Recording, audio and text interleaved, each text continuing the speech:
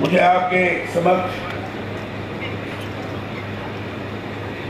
कहने में बड़ी प्रसन्नता हो रही है। आज जब मैं आया हूँ, आने के पश्चात मैंने स्वयं इच्छा व्यक्त की थी जो इस कार्यक्रम के अंतर्गत विद्यार्थी आए हैं, जो तकनीकी से युक्त हैं, इनोवेशन के आधार पर स्टार्टअप के द्वारा आत्मनिर्भर भारत को व्यवहारिक स्वरूप प्रदान कर रहे हैं, पहले इनसे मिलना चाहिए। और मैं मिला, मुझे बड़ी प्रसन्नता हुई। 5 छात्रों ने जो भी नवाचार के माध्यम से उन्होंने कुछ नई चीज का सृजन किया है, उसको देखने का अवसर प्राप्त हुआ और मुझे बड़ी प्रसन्नता है।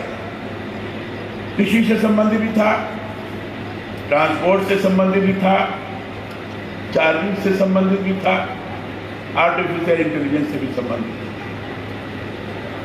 था। एक छात्र ने बताया फास्फोरस, रेनफॉल और नाइट्रोजन, इसके समन्वित स्वरूप के हिसाब से अगर मिट्टी के अंतर्गत इसको लाया जाए तो धरती की उर्वरा शक्ति बढ़ जाती है, खेत की उर्वरा शक्ति बढ़ती है।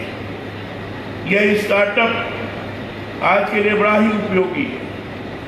मैं समझता हूँ कि इस दिशा में छात्रों की सोच इस बात को दर्शाती है कि किसी हमारे आर्थिक व्यवस्था की रीढ़ है, इस पर विशेष ध्यान देने की आवश्यकता है।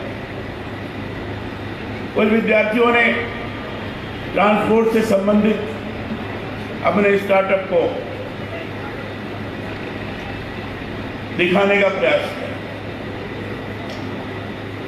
उन्होंने कहा इजी ट्रांसपोर्ट कैसे हो सकता है,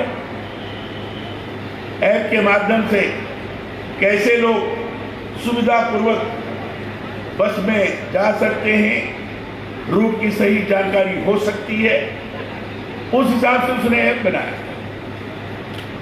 ऑनलाइन पेमेंट की व्यवस्था बताई और उसके माध्यम से बड़ी सुविधा हो जाएगी यात्री को यात्रा करने की दृष्टि से।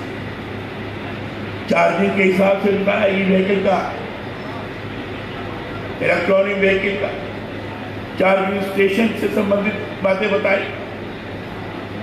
तो ये सब देखकर लगा इस हैकाथॉन के माध्यम से जो स्टार्टअप के आधार पर आत्मनिर्भर बनने की कोशिश कर रहे हैं, जो इस समय पूरे देश के अंदर क्या विश्व के अंदर इस तरह का वातावरण निर्माण हुआ है कि आत्मनिर्भरता ही व्यक्ति को आगे बढ़ा सकने में सक्षम होगी। और इसलिए जितने भी नवाचार हो सके, शोध कार्यों के माध्यम से उस नवाचार को आगे बढ़ाने का लगातार प्रयास किया जाए। तो निश्चित रूप से भारत के प्रधानमंत्री के द्वारा जो कही हुई बात है कि आत्मनिर्भर भारत बनेगा, तो भारत आत्मनिर्भर बनेगा, इसको दुनिया की कोई ताकत रोक नहीं सकती। क्योंकि हमारे यहाँ के छात्रों के अंतर्गत इस प्रकार की प्रतिभा है जो विभिन्न प्रकार के इनोवेशन के आधार पर स्टार्टअप को एक व्यवहारिक स्वरूप प्रदान करते हुए आगे बढ़ सकते हैं। नौकरी के लिए याचक नहीं बनेंगे, बल्कि नौकरी देने वाले बनेंगे, नौकरी देने वाले बनेंगे, सर्विस प्रोवाइडर बनेंगे। यह एक स्थिति बनी है। मैं इस अवसर पर उन सभी विद्यार्थियों को बधाई और शुभकामनाएं देता हूं जिन्होंने global hackathon innovation and startup competition and site 2022 में सक्रिय भूमिका निभाते हुए महत्वपूर्ण उपलब्धियां अर्जित की है। अनेक छात्र ऐसे हैं जो इस प्रकार की उपलब्धियां प्राप्त किए, उन सभी को मैं बधाई और शुभकामनाएं देता हूं। यह समय विज्ञान और प्रौद्योगिकी के विकास के साथ ही युवाओं के नए नए स्टार्टअप का है। मैं ये भी मानता हूं कि नवाचारों के साथ यदि उद्यमिता विकास में प्रौद्योगिकी का अधिकाधिक प्रयोग किया जाए तो हमारा देश विकास की नई राहों का सृजन कर सकता है। मुझे जानकर अच्छा लगा कि शंकरा ग्रुप ऑफ इंस्टीट्यूशंस विद्यार्थियों के बहुमुखी विकास के साथ ही रोजगारोन्मुखी भविष्य के लिए आईटी और प्रौद्योगिकी जगत की विभिन्न नामी गिरामी कंपनियों से जुड़ा हुआ है। इसके साथ ही विद्यार्थियों में नया कुछ करने के लिए इस तरह के आयोजनों की भी पहल कर रहा है। शिक्षा व्यक्ति को निरंतर जीवन के आलोक पथ पर आगे बढ़ाने का कार्य भी करती है। हमारे मुनि जी ने बड़े ही ढंग से हमने सूक्ष्म वक्तव्य के अंतर्गत ही मानो उन्होंने गागर में सागर भर दिया। इतना बढ़िया मुनि जी ने शिक्षा व्यवस्था पर भी, समन्वित दृष्टिकोण पर भी, समन्वय के वातावरण पर भी बहुत ही ढंग से अपने बात को रखा है। शिक्षण संस्थाएं इस तरह की शिक्षा के प्रसार में रुचि लें जिससे विद्यार्थियों को संस्कार के साथ नवाचारों के लिए प्रेरणा मिले। महात्मा गांधी ने कभी कहा था कि दुखी होने और शर्म करने का जो कारण है वह निरक्षरता उतना नहीं है जितनी की अज्ञानता है। उनकी बात में अपने बात जोड़ते हुए आज कहना चाहता हूं कि विश्वविद्यालय शिक्षा का ध्येय ही यही होना चाहिए कि अज्ञानता के हर स्तर को वह समाप्त करे। जो शिक्षा अंधकार से प्रकाश की ओर ले जाए उसी की सार्थकता है। मैं यह मानता हूं कि प्रौद्योगिकी के जरिए बहुत बड़े स्तर पर समाज में परिवर्तन लाया जा सकता है। ये जो स्टार्टअप के छात्र हैं जो आए हैं, ये अपने क्रियाकलाप के माध्यम से विभिन्न प्रकार के नवाचारों से समाज में क्रांतिकारी परिवर्तन ला सकते हैं। उनको कोई रोक नहीं सकता। और इसे हम कह सकते हैं भविष्य में हम पूरे दुनिया को खिलाने में और दिशा प्रदान करने में सक्षम और समर्थ होंगे। इन्हीं विद्यार्थियों को यह जानना सुखद है कि विद्यार्थियों के व्यक्तित्व या उनके शोध कार्यों को नई दिशा देने के लिए आपका यह संस्थान टेक्निकॉन नामक तकनीकी पत्रिका का प्रकाशन हर 6 माह में करता है। मैं चाहता हूं इस पत्रिका को तकनीकी क्षेत्र में नवाचारों के आलोक में विद्यार्थियों के लिए प्रेरणा प्रदान करने वाली पत्रिका के रूप में प्रकाशित प्रसारित किया जाए। युवाओं द्वारा अधिक से अधिक स्टार्टअप कैसे बनाए जाएं, कैसे उनमें उद्यमिता के बीज शिक्षण के दौरान ही बोए जाएं, कैसे वैश्विक चुनौतियों का सामना करते हुए वे भारत को अग्रणी बनाने में योगदान दें। ऐसे प्रेरणादायक कार्य यदि शिक्षा के दौरान ही होते हैं तो उसका दीर्घकालीन लाभ युवाओं और देश के भविष्य निर्माण में हो सकता है। मैं चाहता हूं शिक्षण संस्थाओं से डिग्री प्राप्त युवा केवल सरकारी नौकरियों के पीछे ही नहीं भागे, वे दूसरों के लिए भी रोजगार प्रदाता बने। जैसा मैंने पूर्व में ही कहा, प्रधानमंत्री श्रीमान नरेंद्र मोदी जी की आत्मनिर्भर भारत की सोच के पीछे मंशा यही है कि देश सभी क्षेत्रों की उद्यमिता में विश्व भर में अग्रणी बने।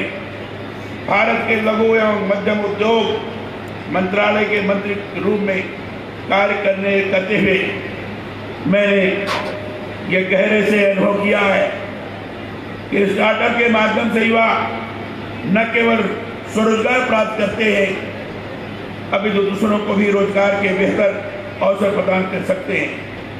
अभी हमारे बीच में हैदराबाद से निमिष में की डीजी डायरेक्टर जनरल आई हुई। मुझे वहां कई बार जाने का अवसर मिला है। वह एक ऐसा स्थान है जो विभिन्न प्रकार की तकनीकी प्रशिक्षण के दृष्टि से अंतर्राष्ट्रीय स्तर पर भी राष्ट्रीय स्तर पर लोगों को प्रशिक्षित करता है। और वहां से प्रशिक्षित व्यक्ति अपने अपने यहां जाकर नवाचार के माध्यम से स्टार्टअप की बढ़ोतरी करता है और उसके आधार पर MSME, micro, small and medium industry वो लोगों के सामने उसका एक व्यवहारिक स्वरूप प्रदान करता है। इस दिशा में व्यापकता के आधार पर प्रशिक्षण हो, इस दिशा में इस ढंग से स्किल डेवलपमेंट हो, तो मैं निश्चित रूप से कह सकता हूं कि जो हमारे प्रधानमंत्री की कल्पना है आत्मनिर्भर भारत की, वह लघु मध्यम उद्योगों के माध्यम से साकार रूप प्रदान कर सकती है और इस दिशा में एक कार्य कर सकते। लघु एवं मध्यम उद्योगों के अंतर्गत स्थानीय स्तर पर उपलब्ध देश के संसाधनों का बेहतरीन इस्तेमाल करते हुए रोजगार के नित्य नए अवसर सृजित किए जा सकते। ऐसी बात नहीं है कि इस दिशा में काम नहीं हो रहा, परंतु इस क्षेत्र में अभी जो बहुत अधिक संभावनाएं मौजूद हैं उनका अधिकाधिक इस्तेमाल किए जाने की जरूरत है। निजी शिक्षण संस्थान इस दिशा में बहुत कुछ नया कर सकते हैं। मुझे जानकर खुशी हुई है कि शंकरा इंस्टीट्यूट नए स्टार्टअप विकसित करने के लिए युवाओं को प्रेरित कर रहा है। इसी कड़ी में राजस्थान तकनीकी विश्वविद्यालय के संयुक्त तत्वावधान में ग्लोबल हैकाथॉन, इनोवेशन और स्टार्टअप कंपटीशन के जरिए नए उत्पाद, नए तरीकों और तकनीक से जुड़े नवाचारों के लिए युवाओं के लिए यह पहल हुई। मैं चाहता हूं ऐसे प्रयासों का दायरा बढ़ाते हुए जयपुर के साथ अन्य स्थानों पर भी इस तरह के आयोजन होने चाहिए। मैं मानता हूं कि देश में शिक्षा इसीलिए बहुत से स्तरों पर एकांगी हुई है कि इसके व्यवसायीकरण में इसका मूल उद्देश्य गौण होता चला जा रहा है। शिक्षा का मूल उद्देश्य गुणवत्ता है। गुणवत्तापूर्ण शिक्षा ही लोगों के भविष्य को सही दिशा प्रदान कर सकती है और सही तौर पर सकारात्मक सोच के आधार पर लोग उस दिशा में बढ़ सकते हैं। इसका अर्थ है जो कुछ विद्यार्थियों को शिक्षण के अंतर्गत शिक्षकों के द्वारा प्रदान किया गया वह उत्कृष्ट हो, ऐसा हो जिससे विद्यार्थियों का सर्वांगीण विकास हो। शिक्षा सतत चलने वाली प्रक्रिया है। वह शिक्षा ही सार्थक है जो जीवन को बेहतर ढंग से जीने की राह दिखाए। पर मैंने यह महसूस किया है कि व्यावसायिकता इसकी सबसे बड़ी बाधा है। इसलिए निजी क्षेत्र को भी इस बात का विशेष ध्यान रखने की आवश्यकता है कि वे विद्या को उत्कृष्ट दान मानते हुए विद्यार्थी के चहुमुखी विकास के उद्देश्य से इसका प्रसार करें। देश की नई शिक्षा नीति में जिसका उल्लेख हमारे श्रीमान गुप्ता जी ने भी किया और आचार्य मुनि जी ने भी किया, इस नीति में इसी बात पर जोर दिया गया कि सभी की भागीदारी से समाज के हर वर्ग को बगैर किसी भेदभाव के गुणवत्ता की वैश्विक स्तर की शिक्षा मिले।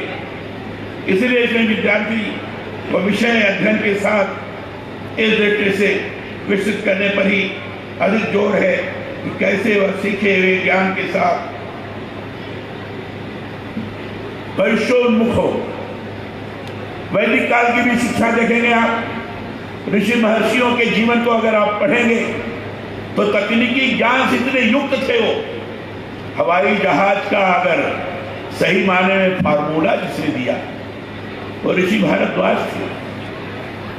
ऋषि भारद्वाज ने हवाई जहाज का फार्मूला दिया। भास्कराचार्य ने गणित को भी किस तरह से विकसित किया जाए, इस दिशा में दुनिया को नई चीज प्रदान की। प्राचीन काल में जितने ऋषि महर्षि जिस ढंग से, चाहे गणित हो, चाहे विज्ञान हो, चाहे खगोल विद्या हो, उसको अगर सही रूप किसी ने प्रदान किया तो हमारे प्राचीन ऋषि महर्षियों ने प्रदान किया। और इसलिए आधुनिक ज्ञान और प्राचीन ज्ञान दोनों का विद्यार्थियों के पास समन्वित रूप से जानकारी होनी ही चाहिए। और इसलिए प्राचीन ज्ञान के साथ आधुनिक ज्ञान का समुचित तौर पर समन्वय बनाते हुए हम शिक्षा प्रदान करें तो नई शिक्षा जो आज है हमारे सामने वो चरितार्थ हो सकेगी, उसको आगे बढ़ाने में कोई रोक नहीं पाएगा। नई शिक्षा के अंतर्गत भावनात्मक पक्ष भी है। हमारी संस्कृति क्या है, हमारी परंपरा क्या है, हमारी भाषा क्या है, हमारी मातृभाषा क्या है, इन सारी चीजों पर नई शिक्षा नीति के अंदर, राष्ट्रीय शिक्षा नीति के अंतर्गत जोर दिया गया है ताकि अपने पुरातन को हम जाने, अपनी मातृभाषा को भी हम जाने। स्थानीय स्तर पर जिस तरीके की हमारी परंपराएं रही हैं, हमारी संस्कृति रही है, उसका भी ज्ञान हमें हो, ये राष्ट्रीय शिक्षा नीति के अंतर्गत विद्यमान है। और साथ ही साथ बच्चे के अंदर जो प्रतिभा है, उस प्रतिभा का समुचित तौर पर विकास हो सके, आगे वो क्या कर सकता है, इस दृष्टि से भी उसको अभी से ज्ञान कराया जाए। इसलिए कक्षा 6 से ही व्यावसायिक शिक्षा की भी बात की गई है।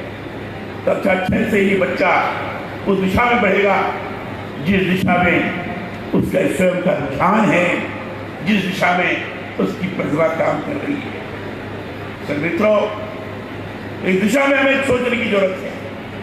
नई शिक्षा जो राष्ट्रीय शिक्षा के रूप में हमारे सामने आई है, उसने कहा है कि प्राचीन ज्ञान को भी आत्मसात करो और आधुनिक ज्ञान के साथ समन्वय बैठाओ। प्राचीन ज्ञान और आधुनिक ज्ञान दोनों का समन्वय बैठाते हुए चलोगे तो विश्व के अंदर भारत का शिक्षार्थी, भारत का विद्यार्थी सर्वोपरि लोगों के सामने दिखाई पड़ेगा। हमारे देश में स्वाभाविक रूप से लोग शिक्षा अध्ययन करने के लिए बाहर से लोग आएंगे, यहाँ से लोग भाग करके विदेश नहीं जाएंगे। इस प्रकार की स्थिति निर्माण होगी। महात्मा गांधी जी के द्वारा कभी शिक्षा की बुनियादी तालीम पद्धति प्रतिपादित की गई। नई शिक्षा नीति उनकी उसी सोच को युगानुरूप आगे बढ़ाने वाली है। इस उद्यमिता की प्रेरणा के साथ विद्यार्थी को विविध भाषाओं, इतिहास, भूगोल आदि विषयों के भी सांगोपांग ज्ञान देने पर अधिक जोर है। उद्देश्य ये है कि विद्यार्थियों के दृष्टि का समग्र रूप में विकास हो, समग्र रूप में विकास। हमारे आर्य गुप्ता ने कहा, हमारे यहाँ मल्टी डिसिप्लिनरी एजुकेशन की व्यवस्था की गई है। आपने सुना होगा ध्यान से। वो राष्ट्रीय शिक्षा नीति के अंदर है। कोई अगर इंजीनियरिंग पढ़ रहा है, लेकिन इंजीनियरिंग पढ़ने के साथ ही साथ उसको इतिहास में रुचि है, तो इतिहास भी पढ़ सकता है। इतिहास पढ़ करके उसमें योग्यता प्राप्त कर सकता है। यह राष्ट्रीय शिक्षा नीति के अंतर्गत है। उसका अगर भूगोल में रुचि है तो भूगोल भी पढ़ सकता है। इंजीनियरिंग पढ़ते हुए अगर उसको साहित्य में रुचि है तो साहित्य भी पढ़ सकता है। इसलिए कई विषय पढ़ सकता है और कई विषय में पढ़कर जिस विषय को प्रमुख रूप से पढ़ रहा है उससे भी बाकी के विषयों में भी अपनी प्रतिभा को दिखा सकता है। मैं चाहता हूँ शिक्षण संस्थान विद्यार्थियों को इस बात के लिए भी प्रेरित करें कि शिक्षा का ध्येय सृजनात्मक सेवा है, न कि उपभोग है। शिक्षा व्यक्ति को दूसरा जन्म प्रदान करती है, उसे सक्षम बनाने का अवसर देती है। इसलिए मैं आप सभी से अनुरोध करता हूँ कि वैज्ञानिक और तकनीकी ज्ञान और योग्यता का उपयोग आप देश के संसाधनों के बेहतर इस्तेमाल में करें। इस बात पर विद्यार्थी चिंतन करें कि कैसे हमारा राष्ट्र वैश्विक चुनौतियों के समक्ष उन्नत और समृद्धशाली हो सकता है। मुझे बताया गया है शंकरा ग्रुप ऑफ इंस्टीट्यूशन, इसके चौधरी शिक्षा न्यास राजस्थान, दिल्ली, महाराष्ट्र, बिहार, उत्तर प्रदेश, उड़ीसा, झारखंड और तमिलनाडु जैसे अनेक राज्यों में अपनी संस्थाओं के माध्यम से शिक्षा, चिकित्सा और कृषि के क्षेत्र में समाज के सभी वर्गों के असंख्य लोगों की मदद कर रहा है। यह अच्छी बात है, पर इस बात का भी ख्याल रखें कि हम समाज के लिए निस्वार्थ भाव से सेवा करें। शिक्षा का दान सर्वोत्तम दान कहलाता है। इस बात को ध्यान रखें। इस बात को ध्यान में रखते हुए आर्थिक रूप से कमजोर प्रतिभावान छात्र छात्राओं को निःशुल्क या बहुत कम शुल्क में गुणवत्ता की शिक्षा के लिए भी निरंतर कार्य करने की जरूरत है। राष्ट्रीय स्तरीय हैकाथॉन के पुरस्कार वितरण समारोह में प्रतिभागियों को पुरस्कृत करते हुए मुझे अपार प्रसन्नता। इस समारोह में जो विद्यार्थी पुरस्कृत हो रहे हैं उन्हें मेरी बहुत बहुत बधाई और उज्जवल भविष्य की शुभकामना। मैं चाहता हूं जिस कार्य के लिए आपको पुरस्कृत किया गया है उसका अधिकाधिक उपयोग आप अपने राष्ट्र समाज के विकास के लिए करें।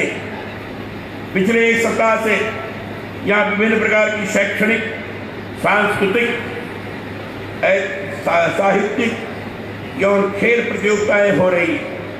मुझे यहाँ लघु भारत का अद्भुत नज़ारा दिखाई पड़ रहा है। लघु भारत का नज़ारा दिखाई पड़ रहा है।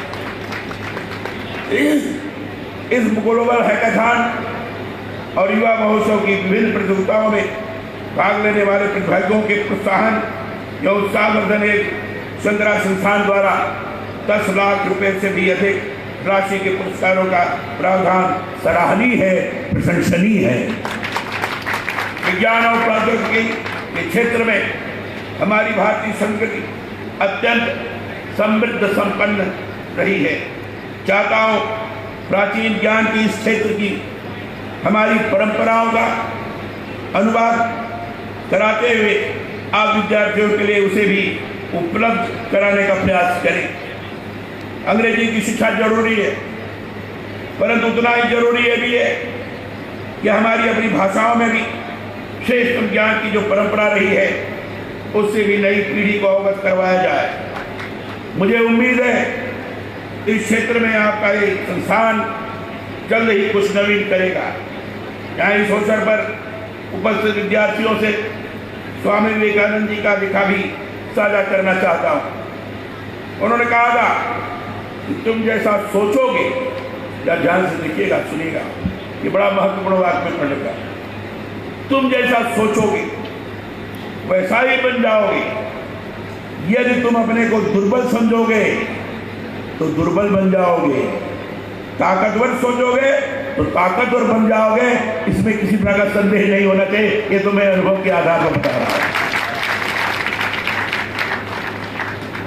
चिंतन शक्ति महान शक्ति होती है।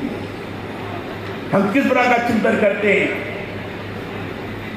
वो शरीर को, मस्तिष्क को बहुत प्रभावित करता है।